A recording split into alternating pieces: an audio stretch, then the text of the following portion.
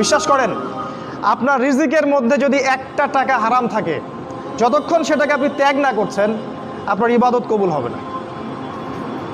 কোনো ক্ষমতা নাই এই হাদিসটাকে উল্টায় দেওয়ার। আল্লাহ পাক বলেছেন, ইন্নাল্লাহ তয়্যিব লা ইকবালু ইল্লা তয়্যিব। আল্লাহ পাক পবিত্র, তিনি পবিত্র রিজিক ছাড়া কবুল করেন না। তিনজন ব্যক্তির দোয়া কবুল হয়, নবীজি বলেছেন। দোয়া ফেরত দেয়াই হয় না, দোয়া করলেই কবুল। একজন হচ্ছে বাবা যখন সন্তানের জন্য দোয়া করে।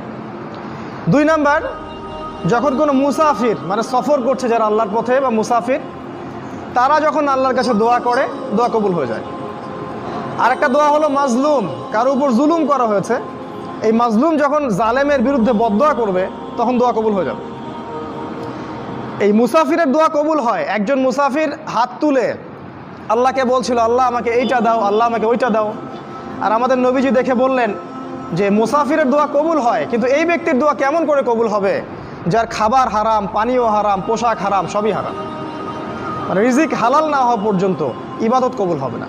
তাই যাবতীয় সুদ,